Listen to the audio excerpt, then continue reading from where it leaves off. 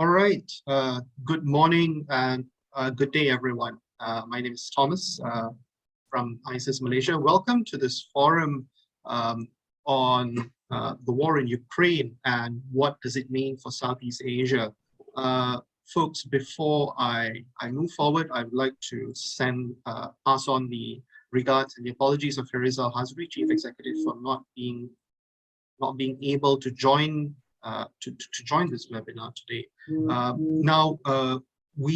Before I move forward, I would like to very quickly remind all the attendees that this webinar will run till 11:20 a.m. Kuala Lumpur time. So we have about 80 minutes for this discussion and a Q&A. And for your questions and for your interventions, please do utilize the Q&A tab. Do type your questions in and submit them. I think if there are any absolutely burning questions or intervention, and if the moderator, Sri Munir, is agreeable, you could raise your hand, use the raise hand function, and then the moderator can decide whether to take that or not, or to address what's in the Q&A tab. Folks, I don't want to say too much, so let me very quickly just run through the list of very distinguished participants, very distinguished role players we have. We have Sri Dr Munir Majid, the former Secretary General of the Ministry of Foreign Affairs Malaysia, and the former Chief Executive and Chairman of ISIS Malaysia. We have Kun Kasit Piromia, former Foreign Minister of Thailand and currently a Senior Fellow with the Institute of Security and International Studies at Chula University in Thailand. We have Dino, Patti Djalal, former Ambassador to the United States and founder of the Foreign Policy Community of Indonesia. And from Singapore, we have Dr. William Chung, Senior Fellow at the ICS Yusof Institute. And to steward this discussion and to bring it all home, Sri Dr Munir Majid, board member of ISIS Malaysia. And with that, that's enough from me. Sri Munir, I turn it over to your very capable hands. Okay, thank you very much, Thomas. Good morning, everyone in Asia, and good evening to Sri Rastam, who is in San Francisco. And we have attendees mostly around Asia. Welcome. And as Thomas has said, we have a great lineup of 4 speakers who will be addressing the issue, the war in Ukraine. What does it mean for Southeast Asia? Let me begin by setting the scene, so to speak, and highlighting perhaps 3 points. And I'm sure the panelists will have their own points to add to these 3 points, but I'm sure they also might like to go deeper into the 3 points that I will raise. The first point I wish to make is this. Now, when Vietnam invaded Cambodia on Christmas Day in 1978 to topple the Pol Pot regime, ASEAN was united and steadfast in condemning and opposing this violation of Cambodian territorial integrity and sovereignty, whatever the atrocities of the Pol Pot Khmer Rouge regime. As we know, this is not the stand, united or principle that ASEAN has taken with respect to the Russian, whatever term you want to use, invasion, military operation, attack of Ukraine. Now, of course, since 1978, apart from the increase in membership of ASEAN, the main issue that arises is what has changed. Of course, the factors that led to strong opposition to the Vietnamese attack and occupation of Cambodia for 10 years are, on the flip side, relevant to those that lead to ASEAN now taking different positions on Ukraine. One, of course, is proximity of Ukraine. Of course, the other, the dread of Vietnam and the domino theory following the American withdrawal from Vietnam in 1975. However, I would like to suggest, most importantly perhaps, is the accumulation and shaping of interests in Southeast Asia, that these are the factors that have led to a different and less principled stand. Now, the principled stand continues to be taken only by Singapore on Ukraine. Again, why does Singapore alone think it is critical to take such a stand? What does Singapore see which other countries in Southeast Asia, in ASEAN, do not? In his very recent visit to Washington, the Singapore PM saw potential situations in this region which could give rise to military action if there was no respect and adherence to the principles of international law and the UN Charter. Question: do the other ASEAN countries not see this in the meaning for ASEAN of the war in Ukraine? Does it involve only just European security? Is there no extension to Southeast Asian or regional security issues of about Taiwan, South China Sea, and of course, fundamentally, the issue of ASEAN unity in facing a political and security event such as has happened and is happening in the Ukraine. That I would say would be point number one. The point number two would be in the realm of public opinion, as can be gleaned, particularly from social media, which I followed very closely. There are strong attacks on American double standards and propaganda. There's a huge propaganda war going on, of course, on an unscientific basis, I would say, insofar as these strong views and attacks on American double standards are concerned, they predominate by at least 3-1, maybe even 4-1. Now, does this reflect already an anti-American shift in our region, ready for its displacement by China? Does it also reflect an abandonment of principles for particularly economic interests? Some might say economic gluttony. Even as I see, like in Malaysia, there's so much store put by principles in huge criticism of conduct of domestic politics. There is an inconsistency when it comes to international politics. Now, what drives this duality between the domestic and international? Is America in a state of disrepair insofar as ASEAN and Southeast Asian public opinion is concerned? Is there an embrace of an alternative system that is coming or is going to come? And this takes me to the third point, an alternative system that was feared, a bifurcation of the international globalized system with the kinds of sanctions that the Americans had imposed and the Europeans have imposed. Is there going to be split in the world? And this kind of split might engender two systems. Are we looking at a system already, this dual system that is going to come up, as well as the economic problems that are going to arise, that are arising in terms of stagflation, inflation, rise in interest rates, impact on Southeast Asia and our region?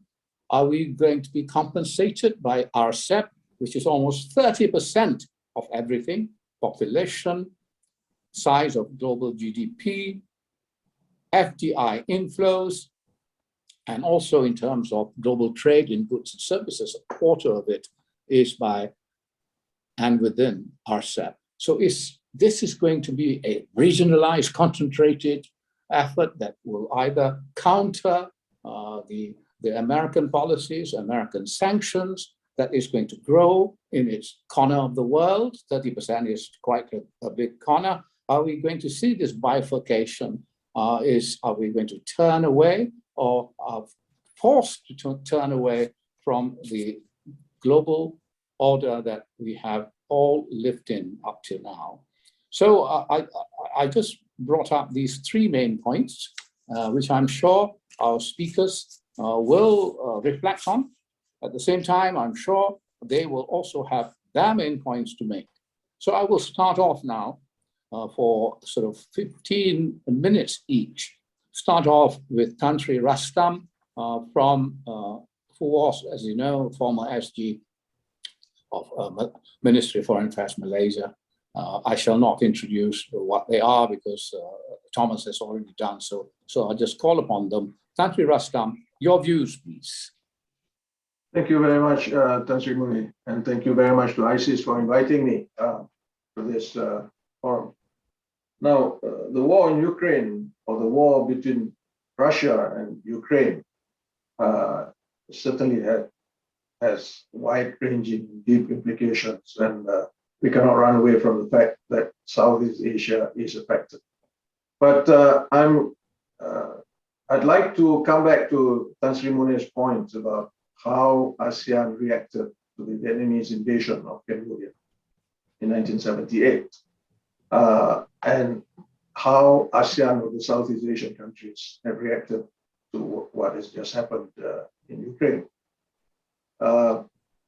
Let's look at it this way. In 1978, there were only 5 ASEAN members, and there were those members that were essentially not in favor of communism, so to speak, anti-communist, one might say.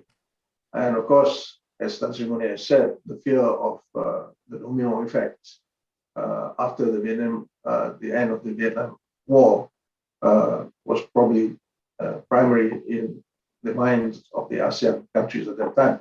But let's also remember this, that ASEAN acted on the basis of the principles that were agreed upon in the Bangkok Declaration and subsequently adopted at the ASEAN Summit in 1976, I think, the first ASEAN Summit, which also led to the signing of the Treaty of Amity and Cooperation in Southeast Asia. So I think that the basis for that, all those principles of sovereignty, territorial integrity, independence, and so on, were very sacrosanct to the ASEAN countries. Now, what surprised me is that now we have got the ASEAN Charter, and the Charter clearly embodies those principles.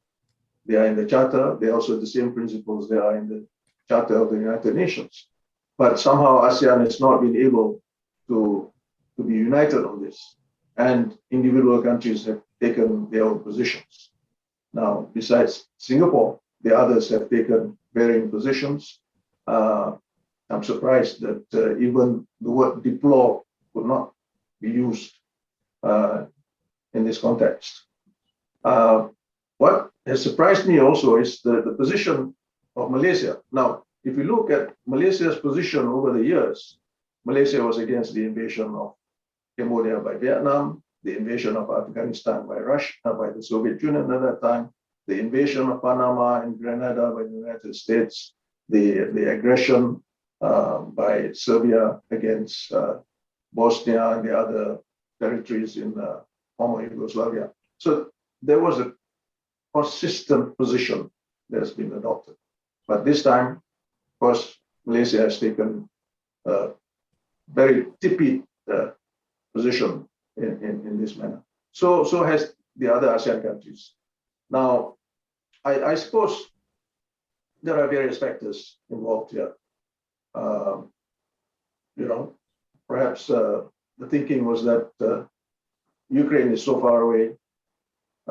This does not really involve Southeast Asia. It involves the Europeans, the Americans, Russia, and so on. Therefore, a so-called neutral position would probably be best in this regard. But I think we have missed the opportunity of actually strengthening the position of ASEAN as an organization, as a group of countries that actually find this these principles to be sacred to our own existence. Now, you have also mentioned the point about things that are closer to home, as raised by the Prime Minister of Singapore. I think that is very important. ASEAN has to look forward rather than just looking at the situation as is. We have to look forward to the possibility of such things happening in this region. I'm not trying to pinpoint any particular country or any particular situation, but there are always possibilities in this regard. And we may have, again, to take positions on this. And what if it happens within the borders of ASEAN countries themselves? Now, there are difficulties involved here, definitely, when it comes to the economic dimensions, when it comes to defense, for example. I think in the case of Vietnam, from what I've seen, that Vietnam depends on about 80% of, depends on Russia for about 80% of its defense equipment. So naturally, it's quite difficult for Vietnam to say anything strong on this situation. But of course, Vietnam also has, I think, much stronger trade relations and other economic relations with Russia than the rest of the ASEAN countries. Now, on the point of what would happen next, is that we all know, as analysts are already talking about it, and I think the Secretary of the Treasury, the US Secretary of Treasury, Djalal, has already also been talking about the repercussions or the impacts of the war on not only Europe, but the rest of the world when it comes to the production and exports of wheat, for example, and materials, metals that are important for certain industries that are coming from Russia and Ukraine.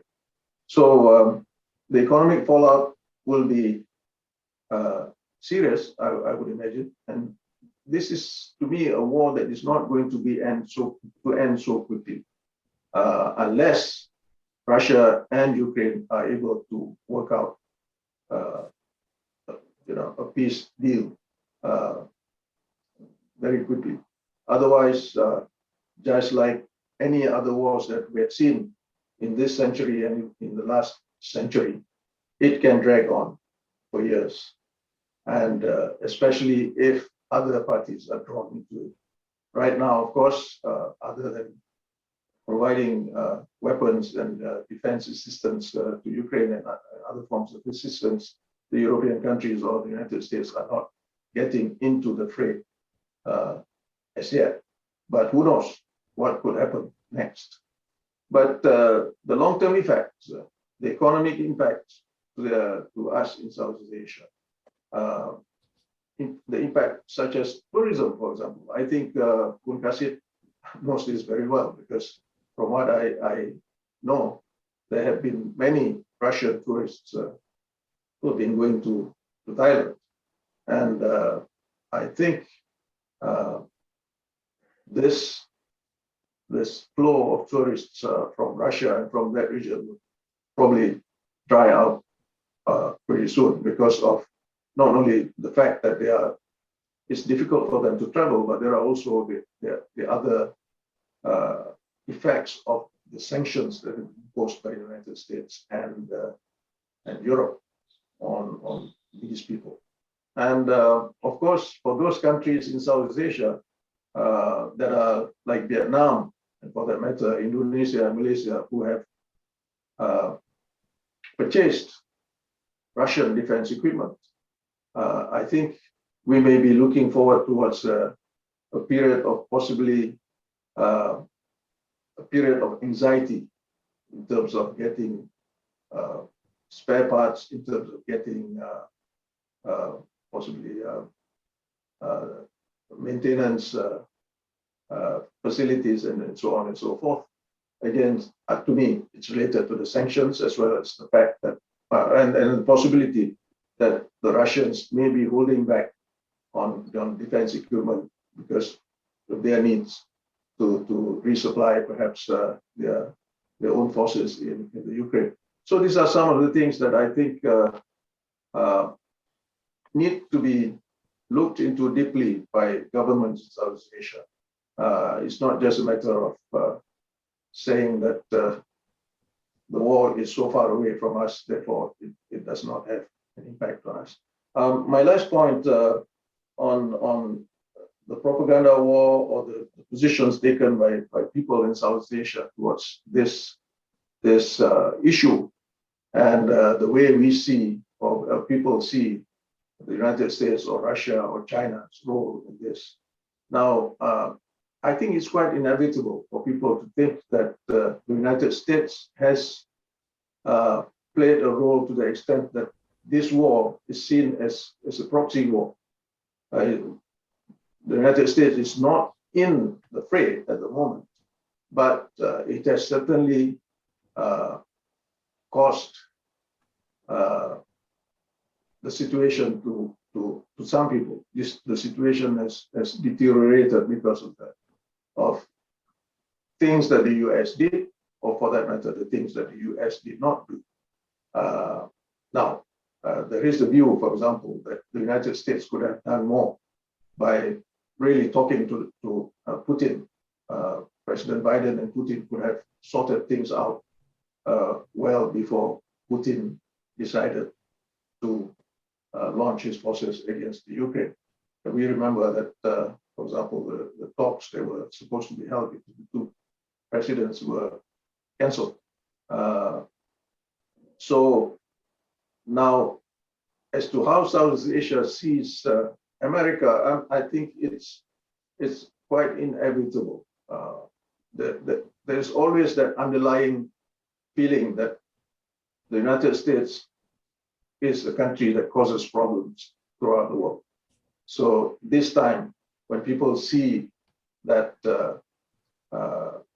something like this is happening in Europe, and immediately the United States imposes sanctions, the United States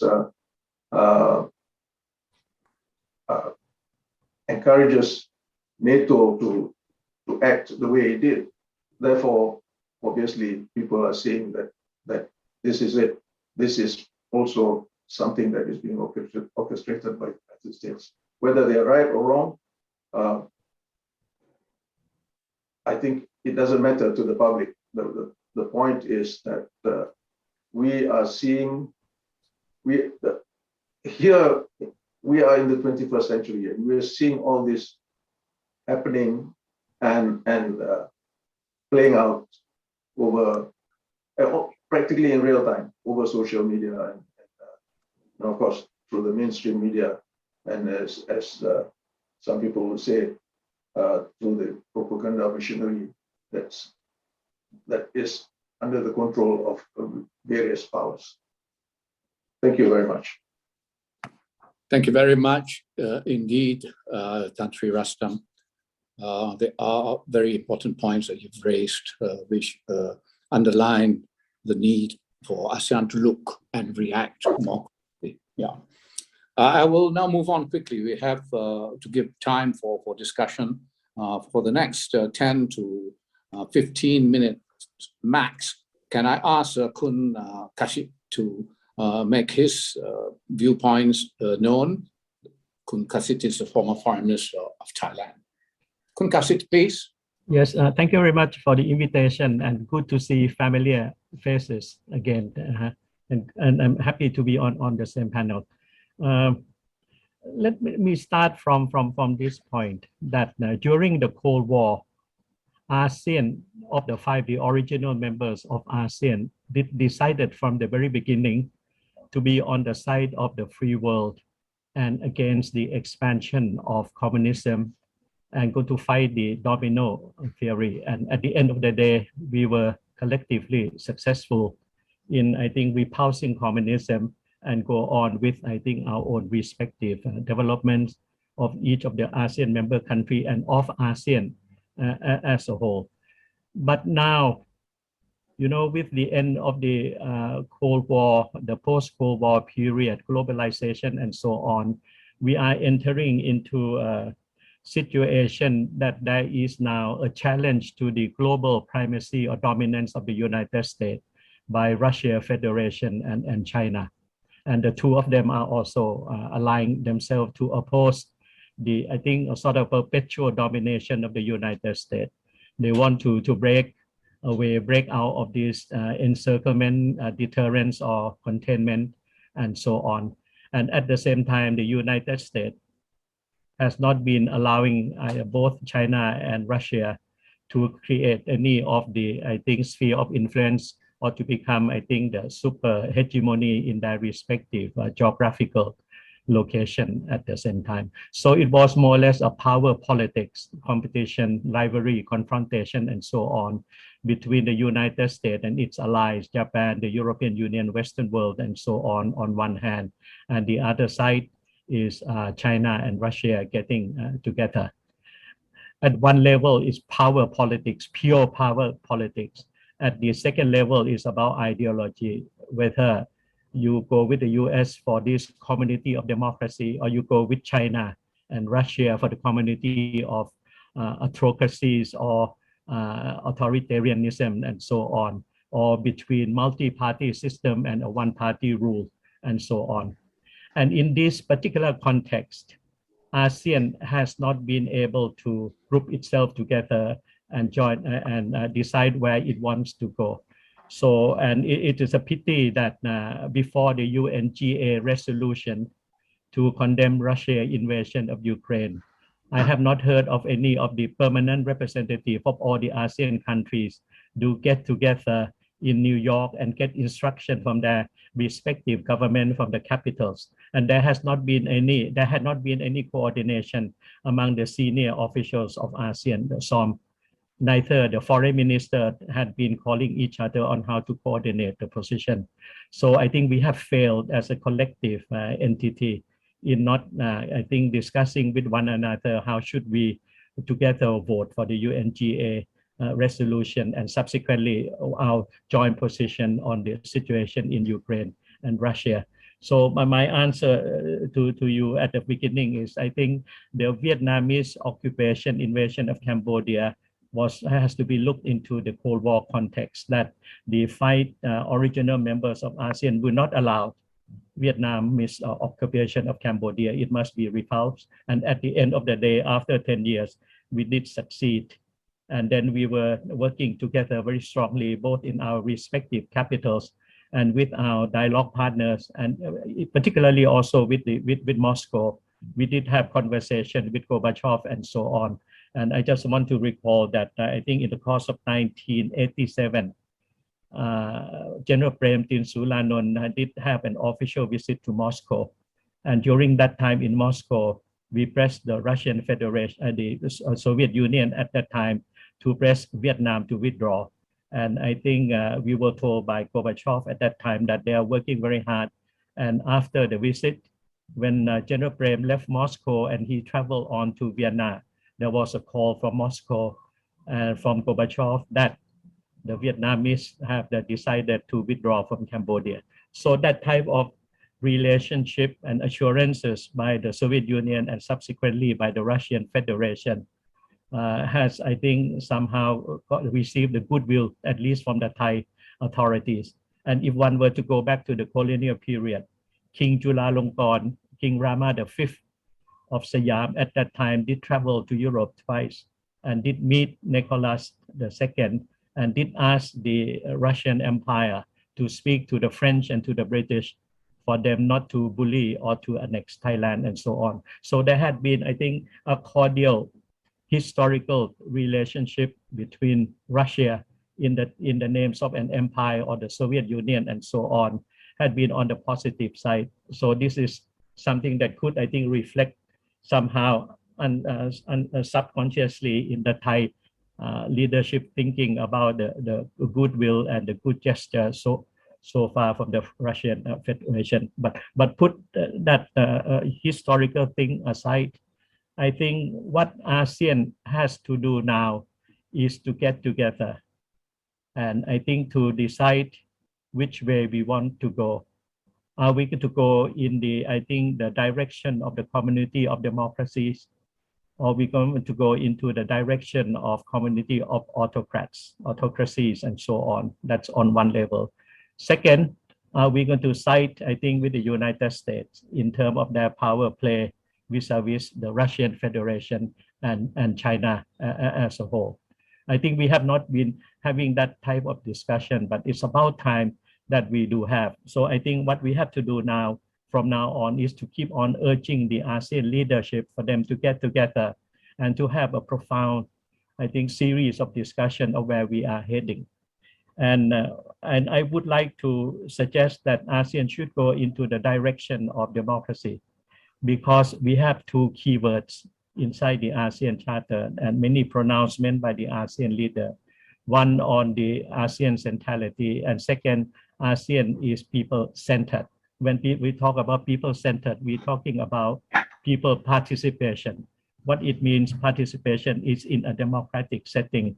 So it's about time that ASEAN have a thorough, I think, introspection where we want to head. I think we should head in this direction for, in the democratic direction, in order to, I think, have more participation by the people and to make ASEAN a democratic entity. And second is that for ASEAN to become, I think, a centralized unit in the, I think, Indo-Pacific or in the regional global political context and so on, I think it has to be respected. And the only respect that it could be forthcoming is for ASEAN as a whole to move towards a sort of a democracy or openness and freedom and human rights for the people as a whole. That is one point that we have to really look at and have this self-examination as soon as possible. And then the other thing is that I think what Tansi Rossum has already mentioned, TAC. I think it's not only the Treaty of Amity and Cooperation.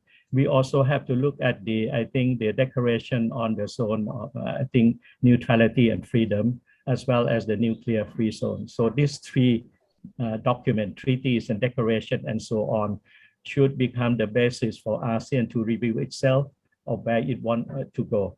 And I would suggest that one should not take side in the big power rivalry of the ASEAN community as a whole. I am not putting any emphasis on any individual ASEAN member country or what they want to do, but there must be a collective position on the part of ASEAN, and that has to come forth by basing itself on TAC, nuclear free zone, and zone of neutrality. And in this context of the big power rivalry, I would like to suggest that we should go for the neutrality line, that we do not take side, that we are ourselves as an entity, ASEAN, playing the neutral role and pursuing, I think, freedom, independence of thoughts and so on as much as possible, and at the same time to promote the well-being of our own people, the 650 citizens of ASEAN, on the basis of democracy and the honoring of the implementation of the human rights. So I think the conflict in Europe, Eastern Europe, between Ukraine and Russia and so on, will provide us now for ASEAN to relook at ourselves and charter the course and so on. And I think the majority of the ASEAN countries did condemn the Russian invasion of Ukraine by, I think, joining the resolution of the UNGA, among the 140 countries. I think that is a reflection, but we could do more. We have to condemn whatever invasion and so on by one country to the other, because Thailand throughout its history was being bullied and I think more or less invaded and threatened by the French and the British empires. And then on the 8th of December 1941, Japan landed troops on the shores of Thailand. They were fighting for about a week. And at the end of the day, I think we did negotiate for the Japanese to pass there, to move their armies across Thailand into Myanmar, into the British, and to Malaysia, where the Britain was still the imperial power. So with our own experiences of a country of being attacked, being invaded, and so on, it could not be helped but to stand with the Ukrainian. We could share that sentiment of being against, I think, the Russian invasion as a principle, as a sort of a historical experience.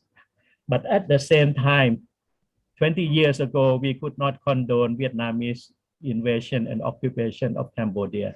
And in this sense, we could also understand a bit the sentiments of the Russian people or the Russian leadership, that the expansion of NATO, namely the expansion of US presence eastwards towards the Russian border, is a threat to the security interests of Russia, and that has to be taken into consideration. And what I think Tansi Rossum has also inferred is the fact that the United States keep on pushing NATO to expand eastward. What it means is the expansion of the US global presence to the Russian border, and at the same time is to contain, encircle, or to deter Russian,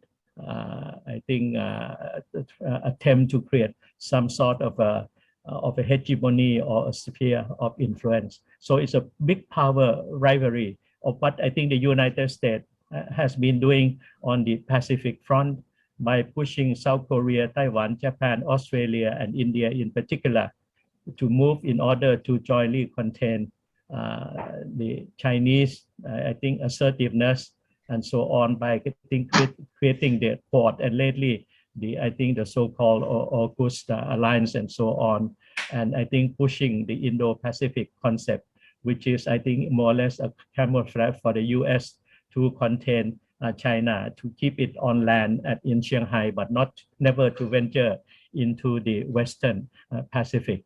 And in this sense and this context of the global and regional situation, there is a necessity for ASEAN to sit down and work together. And I think from the CSO academic entity and so on, we have to push our respective government to come together and to have a thorough discussions, a series of discussion, as well as consultation with the academic world, with the media, with the CSO in the region. I think it's about time that ASEAN has to relook at itself. So I just want to have this short intervention. Thank you very much. Thank you very much, Kun Kasit. Yes, indeed. ASEAN, know thyself. There is this issue about ASEAN never taking a stand. But I'm sure there are questions coming up. We'll discuss further on points that you've made. And now I'd like to call upon His Excellency Dr. Dino Patti Djalal. Pak Dino, please. Yeah, thank you, Tan Sri Munir, and I want to say hello to also to Pak Rastam, Pak Kasit, Dr. William, all my good friends. And this is a really good panel. I enjoyed the discussions very much. First, I want to point out, relating to your comparison with ASEAN response to Vietnam in 1978.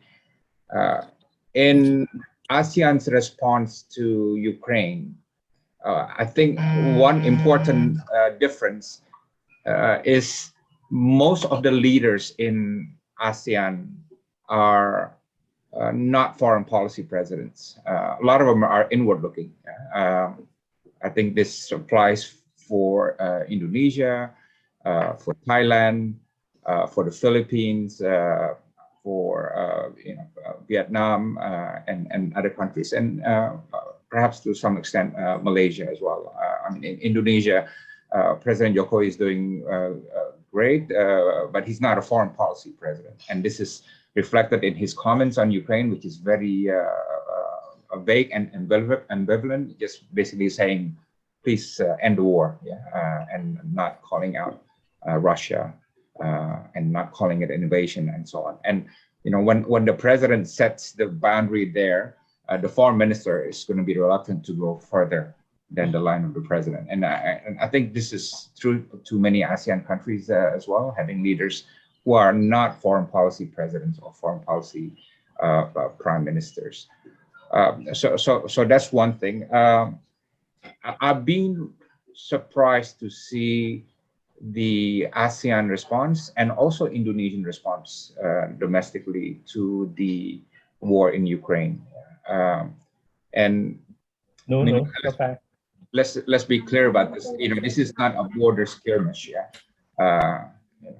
This is a full-scale land, sea, air military invasion, which aims to conquer a independent, democratic, and sovereign Ukraine.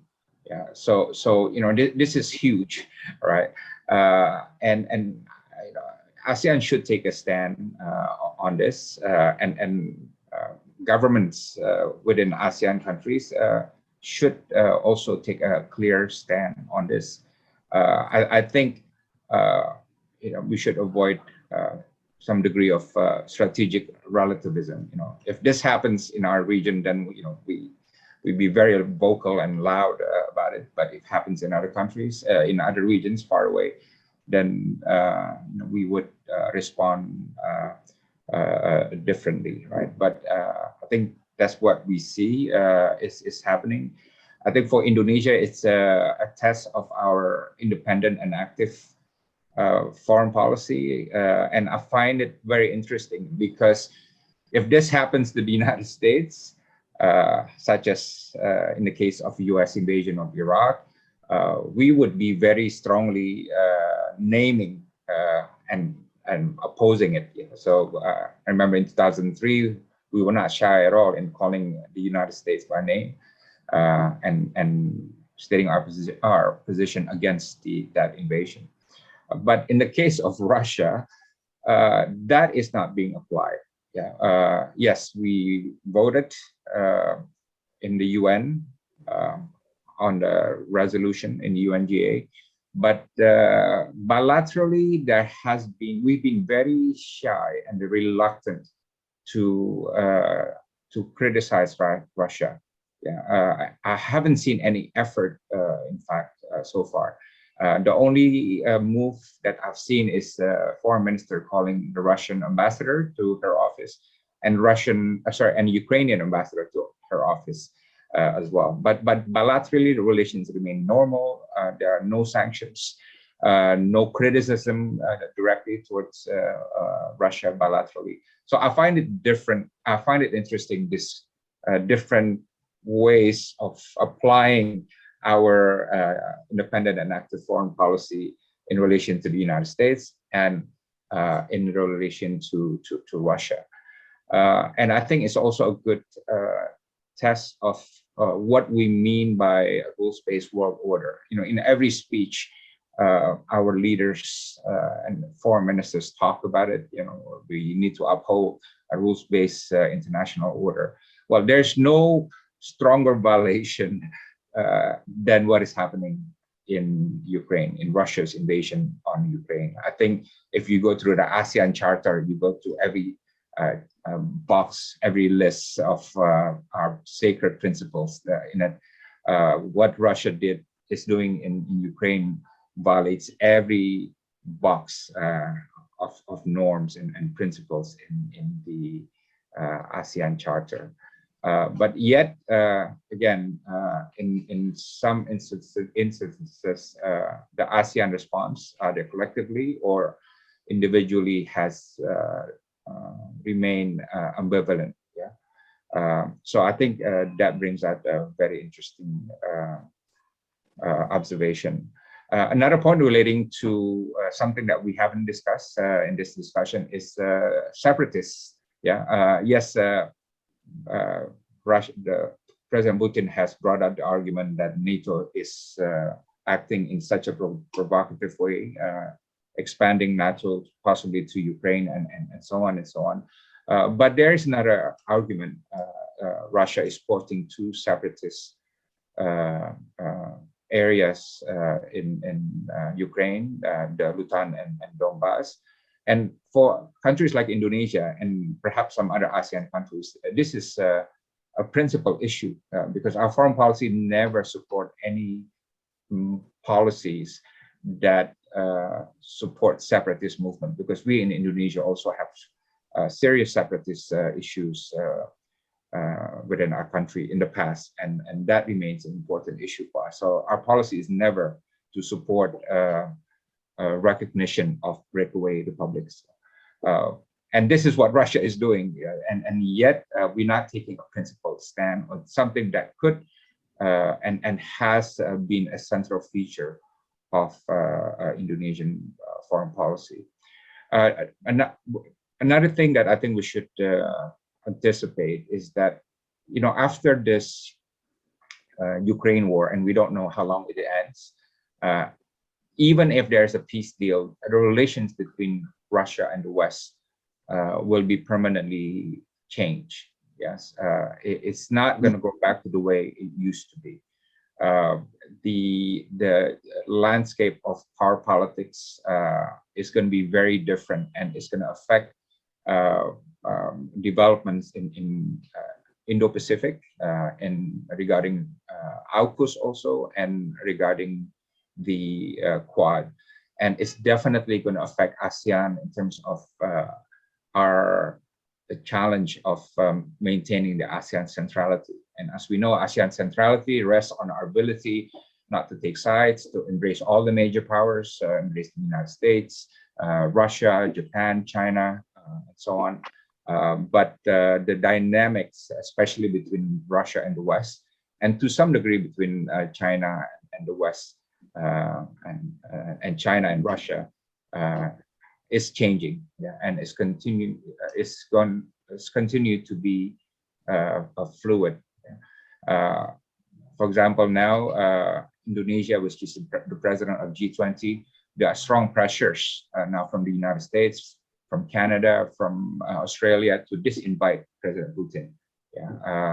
And that remains an ongoing process, how Indonesia will handle the issue so that G20 remains whole and not collapse into G19 or G13 or G0 even. But what will happen if the same pressure will apply to East Asia Summit? Which will be held around the G20. Will leaders of these countries, especially the G7 countries, the Western countries who will take part in the East Asia Summit, do the same in terms of pressuring ASEAN to disinvite Putin, or at least say we don't want to sit on the same table with President Putin, which is something which has been said in many forums already, right? So ASEAN needs really to figure out how they're gonna handle this, and how they will need to handle this credibly, and in a way that will allow ASEAN to preserve the ASEAN centrality. Maybe I'll stop there, and I'll look forward to a discussion during our discussions. Thank you. Yes, thank you so much, Dino, for that very clear sort of statement on ASEAN. A very interesting new point that you've raised. Don't forget about the separatist movements, and that's a very important one. Thank you very much. Now I'll finally call upon Dr. William Chung, please, from the Yusof Ishak Institute in Singapore. Dr. William, please. Thank you, and good morning, everyone. Thank you, Sri Munir, for having me on this webinar. I've learned a lot. Especially like the bullet hole on your presentation slide that you presented before the webinar for somebody who's a bit of a military geek that piqued my interest. I've learned a lot, and I like Dino's point about trying to explain why ASEAN was a bit less forthcoming, because we have kind of domestic political leaders, and I like Kun Kasit's point about the need to choose between democracies and autocracies, and also, the power play between the US and Russia. I would say it's a bit more complicated than that, because as we know, ASEAN is has a variegated kind of variety of political systems at the moment. And if you talk about siding with the United States, I wouldn't exactly say that, I would take what Dino has said, that basically the invasion has violated any regional or international norm that we know of, in any charter, in any document. And the fact that you oppose the invasion or special military operation, if you like, is not an issue of taking a side either with the Americans or against the Russians. You're just standing up for international principles we all vow to share and we all vow to actually practice. And I think this provides me with quite a bit of good segue into Singapore's position.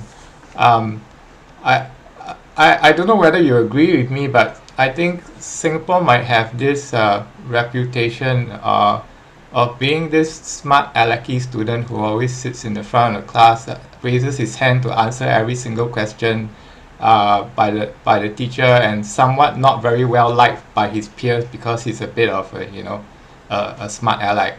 But I think in this case, Singapore stands out, like Tan Sri Munir is saying, for our position. And I don't think it's hard to explain why we took such a strong position, right? Because the sense of vulnerability is inversely proportional to a country's size. So Singapore being the smallest, if not one of the smallest, if not the smallest state in ASEAN, should feel that sense of vulnerability. And we oppose we criticize and condemn the invasion of Cambodia in 1978. We oppose the invasion of Grenada in 1983.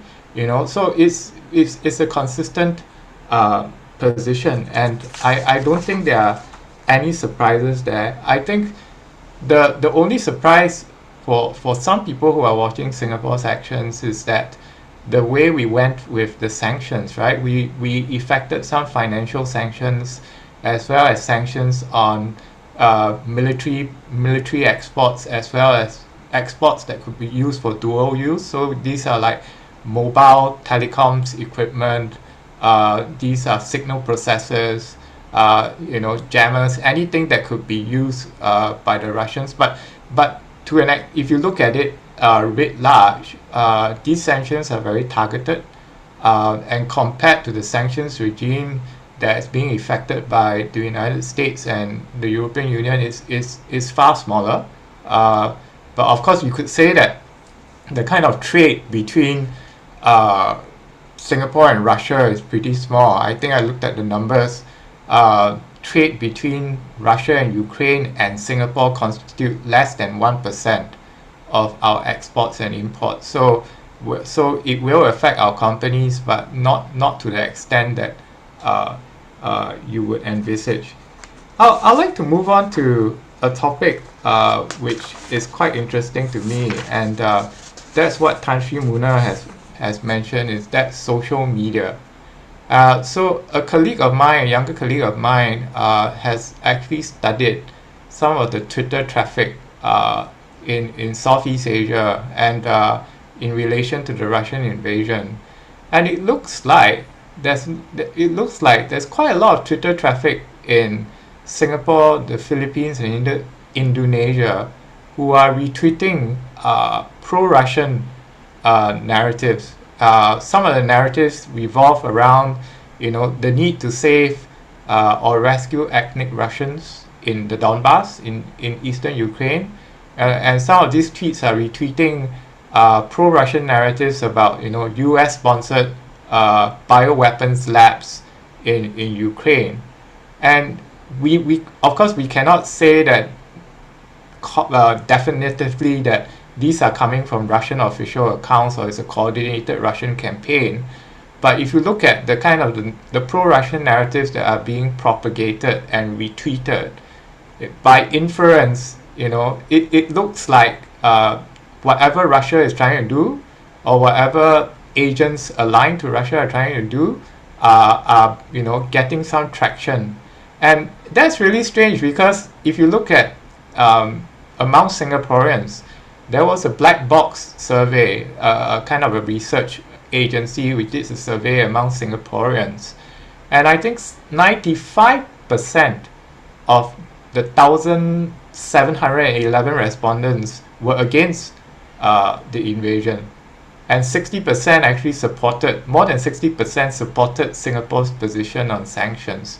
So-called in the real world, in the brick and mortar world, a majority of Singaporeans actually oppose the invasion and they support the sanctions. But still, we are seeing Twitter traffic that are propagating pro-Russian narratives. And the interesting thing is, there seems to be some opposition to or some receptivity to pro-Russian narratives among older Chinese Singaporeans. And as you know, Singapore is about 75% majority ethnic Chinese. And it seems that, you know, they are picking up these so-called pro-Russian narratives are tapping into a well of anti-Americanism or either kind of pro-Chinese inclinations, and that's quite strange to me. But it does show that, you know, whatever you say about it, the Sino-Russian axis, they seem to be reinforcing one another and gaining some traction, at least in social media. Now I'd like to talk about kind of the implications for this region, just to get back to the point raised. I think it was Philippines Defense Secretary Delphine Lorenzana who said that, you know, Ukraine is far away from the Philippines, and, you know, as a result, we shouldn't be too concerned about that. And I think my fellow panelists has also said that, you know, this point, I think it was Tan Sri Rastam and Kun Kasit, but I do not quite understand how ASEAN can react the way it did, given that, you know, in the past ASEAN has opposed, you know, say the invasion of Grenada, or you know, or what's happening in Serbia and the former Yugoslavia. I mean, Panama or Grenada is way further from ASEAN compared to Russia or Ukraine, but so I'm still scratching my head as to why ASEAN reacted the way it did. But I guess we can only come to the fact that it's a lowest common denominator, right? That there was a you know, variance or variety of responses among individual ASEAN states, and Myanmar, which I don't think was mentioned yet, you know, actually supported the invasion and said that it demonstrated Russia's great power status. So I don't think you can have a stronger statement if, you know, at one extreme you have Myanmar's position on the invasion. What I'd like to say is that Singapore sees it, and I think Indonesia sees it. The Philippines sees it in their condemnation of the invasion, and I hope the rest of ASEAN sees it. Is that there's this thing about the chaos theory or butterfly flapping theory. You know, like a butterfly flapping in the middle of the Pacific Ocean can cause an earthquake, you know, on the other side of the world. I'm rephrasing that. But what I'm saying is that what's happening in Ukraine, it will have knock-on effects on our region. Because if you look at Ukraine, you know, kind of a crazy decision, as Prime Minister Lee Hsien Loong has mentioned, a crazy decision to invade another country. There's a long contested history, and there are kind of unresolved kind of disputations. We see those hotspots actually in our region, and if you look at what China is doing, it has been said that China is actually picking up some valuable lessons actually from how Russia has conducted the invasion. I mean, prior to the 24th of February, I think Russia was carrying out a pretty good disinformation campaign, right? A false flag operation to build up a pretext for its invasion of the Ukraine.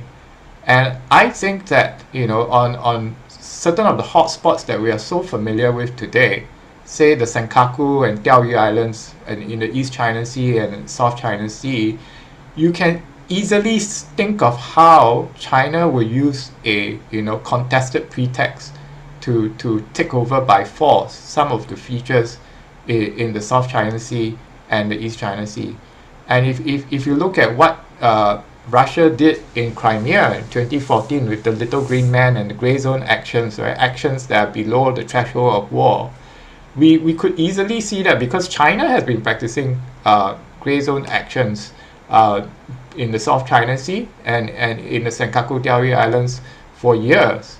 So I think China will actually take valuable lessons. I'm not saying that China will actually do anything drastic, but it will take valuable lessons. And I that's another reason why ASEAN should actually think seriously about what it did with that keep it statement that was issued. I think I'll end there, and thanks for your time. Thank you so much, Dr. Chung. Thank you so much indeed. I think all the panel speakers have raised very important points, and there is a commonality of position insofar as ASEAN having to take a position and not taking it. There's a huge number of questions, okay, that's come out. And let me start by picking out one particular question. I was going to ask it anyway. And the question is, as we know today itself, the UN General Assembly will be voting on the motion to suspend, Russia from the Human Rights Council, okay, today itself. How do you think ASEAN would vote on this one? Is maybe Tan Sri Rastam, because you are in the United States. How do you think ASEAN would vote on this one? My guess is good as everyone else's, I think I come back to the point that has been raised, I think, by Kun Kasit about the lack of coordination among ASEAN countries. To be frank with you, I do not know who are the ASEAN members in the Human Rights Council, if it goes to the Human Rights Council. But anyway, in the General Assembly, of course, every ASEAN member is there. It's just a question of whether the ASEAN chair is able to coordinate and ensure that everyone is together on this. I do not know how this is going to play out. Because I'm sorry, it is not fair to throw it at you, but each to his own, I suppose. That would be the likely. I think so. Okay, thank you. I think also, I think the panelists, quite apart from making the general consensual point that ASEAN should take a stand, a stronger stand. There's lack of coordination, and therefore there's a need for ASEAN to do so.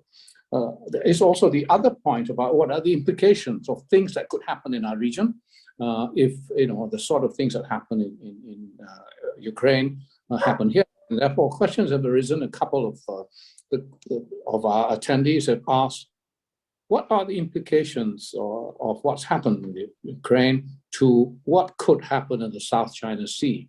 Now, this is a difficult one. It was mentioned by, I think, by Dr. William Chung about the South China Sea. So what do you think, maybe, Dr. William Chung, could happen next in the South China Sea? Well, I think that you will pretty much see the stalemate for now, at least, because the United States is kind of distracted. I mean, the Pacific Fleet says that it continues to sail and operate and train with militaries across the region. But when I say stalemate, well, I think China is biding its time, is building its capabilities. It's already built those 7 features in the South China Sea. And there's actually very little short of an actual outright conflict that can dislodge China from any of those features. I mean, the Americans talk about they can bomb those features to kingdom come, right, with whatever munitions they've got. But of course, the consequences of that will be fairly disastrous. So we're also looking at, you know, the kind of negotiations for the code of conduct, which I think is useful, but I don't think we should put too much store in it because, you know, given China's entrenched position. But like what I mentioned in my earlier comments, I think we pretty have to watch for any gray zone actions on the part of the Chinese, you know, in terms of this maritime militia in the South China Sea, and more importantly, if China tries to seize by force any of the territories or the islets that are being held by Vietnam or the Philippines or even Brunei. I don't think China will do it in the foreseeable future because of what's happening in the Ukraine. But like I said, China is definitely looking at some of the trends, some of the facets of what Russia is doing in Ukraine in terms of contested histories. I mean, we have a seriously contested history, right, in the South China Sea, and we are also likely to see that build up of gray zone hybrid warfare in the South China Sea. But I think for now China's got a fair bit on its hands. You know, it's trying to give the appearance that it's doing something on the issue of Ukraine, in as far as its kind of alliance, quasi-alliance with Russia will allow. So I think that for now, I think I don't think any kind of precipitous is going to happen in the South China Sea. Thank you very much. I think, but Dino, there is a question that pertains to what you have said. We have said, of course, you're surprised that ASEAN stand or not taking a stand. You were surprised with it. You were also maybe sort of disappointed with the Indonesian position. And there's a question here. Do you think what would make Indonesia take a stronger stand on the Ukraine war? What would make Indonesia? There's a question here for you. Can you reflect on that for us, please, Dino? Yes, thank you. First, on the ASEAN position, my talk with some ASEAN officials that are anonymous, obviously, is that the language that ASEAN has come up with on their statement on what day is it? February 28th, yeah? 26th, yeah? That's the most ASEAN can go on Ukraine-Russia conflict. And, you know, to be honest, if you look at the language, it's quite pale, yeah? It's not definitive, and it really tries hard not to offend Russia, yeah? And to be honest, I think, you know, I agree with William that, and others that, you know, if it raises the question, what do we believe in, right? If we can, if something that massive that clearly violates the independence and sovereignty of a country, we can't take a clear stand, then what do we believe in, right?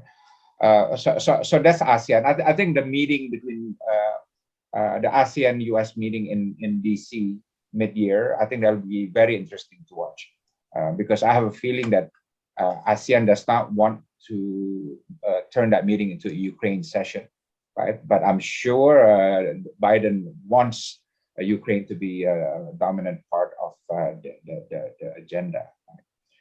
On Indonesia, I think, you know, others have said earlier about the social media. I've been also surprised by this. And I think one explanation is that the Russian propaganda is very intense, that especially on social media, that leads to a number of pro-Russian narratives. And I think Jakarta is reading that, right? So you know, they're always taking the political temperature check, right? And this is, I think, explains partly why there's no stronger response to the ASEAN, to the Russian invasion because they're looking at the social media, the netizens, and they're always doing that, by the way, to measure policy response. And they're not seeing this is something that's going to give them any high ratings, right? So unfortunately, that's in play. But also, I want to highlight an important point maybe about China. As I said earlier, the Russian invasion has revealed some inconsistency. For example, Indonesia would be hard on the US if they do that, but soft on Russia, right? I think China is taking note of this. China is saying, hey, maybe next time we do something similar, maybe on Taiwan, we're going to see the same thing, that ASEAN response and collectively on the individually will be softer compared to if the US were to do it, because if the US were to do it, it's very predictable. We've done it in the past. We can criticize them openly, loudly, and the US can take it. But with regard to other countries, we're much more cautious. So I think this is something that China has observed, and it's going to be interesting how this will be played up in the future by China. Thank you so much, Dino. I would like, there's another question which I'd like Kun Kasit to address. Being a former foreign minister, perhaps he might have seen indications and so on to answer this question, which is a bit difficult. Now, do you think Xi Jinping knew beforehand that Russia was going to invade the Ukraine? From what you know from your foreign policy past, would you be able to answer this question? What's your opinion, Kun Kasit, please? Country Munir Kun Kasit, just before Kun Kasit answers, just a short reminder to everyone that we have about 10 minutes left on the 10 minutes left on the webinar. He's back. Kun Kasit is back. Yeah, thank you. I think Putin was in Beijing at the end of the Winter Olympic. And then I think Xi and Putin came out with a joint statement, which says it clearly that China and Russia are both democracies in their own interpretation, and then that they will work together, and then they will oppose any types of interference and regime change and so on. That's the first point. So they are determined to oppose the sort of the U.S. global dominance. That's the first point. And then second, they also say that their system of governance and so on is a better one in terms of delivery of the goods and to the needs of the people and so on. And second, it could not have been otherwise if Xi were not to be, I think, get the information from Putin about the imminent attack on Ukraine, because if they are the greatest of the alliance, then why not? And it would also allow the Chinese to have some time to reflect and prepare itself to answer a question that will be forthcoming from the world. So I think that he was privy to the whole thing from the beginning. I don't have any evidence, no fact, but I think my gut's feeling as a politician. Then second, I just want to go back to your original question that should ASEAN, I think, voted to force the Russia Federation out of the Human Rights Council. My point is that I think for us to have a separate stand as a sort of a collection of neutrality and so on, I think we should work towards diplomacy and negotiation rather than keep on joining the Western world, the US and so on, in pushing the Russian into the corner with more sanctions and so on. We should go for the peaceful approach of trying to find, peaceful settlement of the whole thing. That should be our position, but not to join into the fray. And this is what it is necessary now for the ASEAN leadership. I think under maybe Prime Minister Hun Sen should call a special meeting, or Indonesia as I think the most important member of the ASEAN community and the very stature of the Indonesian president and so on, to call things, it is an informal ASEAN get-together, either at the leader levels or at the foreign minister, and to look at the whole gamut of the thing and so on, where ASEAN would have to take. to take the cost. Thank And you. I think one last point, because of this, it provides ASEAN to collectively come out with a more firmer position on the South China Sea. We should be able to support the arbitration court, in favor of the Philippines. We could call on the international community and on China to dismantle all the military installments in the South China Sea and so on. And we could call on both the Beijing and Taipei to sit down at the negotiating table on how to live together with, of one China with two separate governments. I still see that China has two governments since 1949. They have to meet among themselves and to avoid this warmongering path. And this is what ASEAN could do. Thank you. Thank you very much, Kun Kasit. But sad to say, Kun Kasit, from my exposure, whatever has been to ASEAN ministerial meetings and so-called dialogues and so on, what happens is there are well-scripted statements made by different ASEAN leaders, and they do not respond to points that may have been raised by another ASEAN leaders. So it's just, coming there, read their script, and that's it. They don't discuss, as you suggest, They don't discuss, they don't go through the issues. They do not like to step on anyone's toes or to disagree with any person. So what they do is they keep to script. And with the ASEAN Business Advisory Council, for example, they accept our presentations, but nothing happens afterwards, not much. So this is the problem with ASEAN. ASEAN must be more open. It must discuss more openly and be less, I think, dishonest about issues, not avoid issues. What you're suggesting is something ASEAN must do, but has not been doing at all.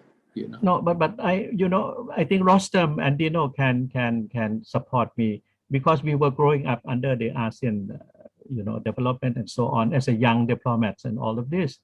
But at that time, we saw the friendliness, the dialogue among all our foreign ministers, and then they do get together all the time to take up a challenge to common issue. But we have lost that sense of togetherness. It's only lately, with this bunch of foreign ministers and leaders and so on, they are not up to standard. But we have to remind them that we used to have the quality of Rajaratnam, of Ali Alatas, Thanat Khoman, and so on. Then we were not innocent. We took up the challenges, and then we were successful. That has to come again. And then I think among the senior officials, we work together very closely. It can be done again. Thank you. Because yes, there are more members now. They don't even know each other's names actually. Sad. But never mind. I think we are running out of time. That's why I had to cut in. Sorry. Yeah. Kasit. But may I give each member maybe 1 minute to respond? We have not quite discussed the economic consequences of this conflict, of this war, of this invasion, and of the sanctions. And so perhaps at the systemic level, can each panel speaker reflect and say what he thinks is going to be the consequences in terms of the global order and the global economic system. Perhaps we'll then start as we presented, as the presentations were made with Tan Sri Rustam. Perhaps a quick 1 minute reflection. Well, as I've said earlier, I think there are very serious global implications, or rather very serious implications of the global economy. And in that context, then of course, the economies of Southeast Asian countries. No doubt our trade with Russia and Ukraine is relatively small, according to individual countries, compared to, say, our trade with China. If anything happens with China, then of course, some much more serious consequences. But I would say that one of the things that could be done is that the ASEAN economic ministers could probably start consulting among each other as to what could possibly be the impact of this war on ASEAN, on the ASEAN economies together. So as has been said, the foreign ministers should be meeting. I think the economic ministers and trade ministers should also be meeting over this. Thank you. Thank you. I think the ASEAN finance ministers and central bank governors are actually meeting tomorrow. And it's interesting what kind of issues they discuss. I do have a session with them tomorrow where I'll raise these issues. Thank you very much. Can I ask then Kun Kasit, please? I would like to go back to I think the two major projects of ASEAN of the past. One is on the food security and second on the energy security. And I think we should be more self-reliant among ASEAN of the 10 that could we help each other to ensure that we will have energy and we will have food. We are complementary among the 10. That's the first point. Second, I think we have to think in terms more of self-reliance by putting more, I think, research and development and so on, and be less concerned or dependent on the global supply chain. And now we have the RCEP. So we should try to utilize RCEP as much as possible. And I think be less dependent on North American and I think European markets and other and so on. We have to do very much as possible. And third, to revisit the global South, whether we could expand more cooperation into Africa and Latin America and so on. Thank you. Thank you so much. Dino, please. Yeah, first I want to underline what Pak Kun said earlier, that there is a feeling that ASEAN diplomacy is punching way below its weight. Yeah, and we can refer to what happened when ASEAN got involved in resolving the Cambodian conflict. Yeah, the Indonesians in Ali Alatas, the Thais, and everyone else was really a player, and the world was let the regional countries took the lead in resolving the Cambodian conflict. But nowadays you don't see that quality of diplomacy anymore, and I think we need to take note of that, because as I said earlier, the geopolitical landscape after the Ukraine war will permanently change. You know, the tussle and the strategic contention between Russia and the West, and to some degree China and the West will really dominate the international affairs, and how ASEAN should respond to that will need a lot of diplomatic versatility. And unfortunately, we're not guaranteed that that's going to happen. Thank you so much. Dr. William Chung, please. Yeah, thanks, Tan Sri Munir. I think I agree with Kun Kasit and Pak Dino. ASEAN is going to get hit whether you like it or not in terms of oil prices, food prices, commodities. Even though, on the whole, all 10 members, our trading relationship with Russia is not on the same scale as the trading relationship we have with China. So I think one tangible thing that ASEAN needs to think about is how do we preempt all these rises in food prices and energy which we are seeing. I mean, currently, I think the ADB in Manila has said that Southeast Asia economies will continue to grow close to 5% despite what's happening in Ukraine. The forecast might change, but if the war continues, then I think it's seriously time in ASEAN to think about how we preempt some of these economic impacts. So I'll leave it at that. Thank you. Well, thank you, everyone. Thank you, every member of the panel. Thank you, participants, attendees who have asked so many questions, not all of which we could have answered. But I think the panel has been very substantive and in one voice in respect of ASEAN having to take a position as a result of an invasion which violates not just international law, the UN Charter, but also ASEAN's very own charter. And also the TAC, the Treaty of Amity and Cooperation of ASEAN. So it is very surprising that ASEAN doesn't take a stand. And secondly, it's even more surprising, I think the panel also one voice, that ASEAN hasn't discussed what the implications are for the region Forget about taking a stand, one, not taking a stand, two, implications for the region, both in the political security sphere as well as the economic food security sphere. And so ASEAN essentially has been told from our discussion today, come on, move, guys, you know, there are so many issues ahead, and ASEAN had better act and act together. I think essentially that was a clear message. And some differences of opinion in terms of other, you know, side issues and so on, but on these two central planks, ASEAN has to act, and ASEAN has to know the implications to the region of not acting and not analyzing what could happen to the region next. So can I just thank you once again and pass us back to Thomas? Are you there? Yep, I'm here. Great. Okay. Right. Thank you. Well, I think Sri Munir has summed it up brilliantly, and he has thanked everyone. So it only remains for me to thank him for doing a really, you know, for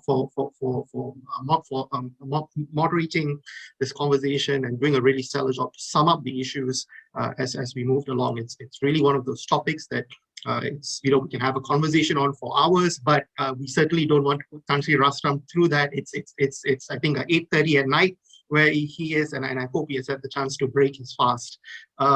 Folks, the recording of this webinar, as usual, will be uploaded on our website and our YouTube channel. Do stay tuned to our social medias for that update. Ladies and gentlemen, thank you very much. Have a good day and have a good evening, Sri Rastram.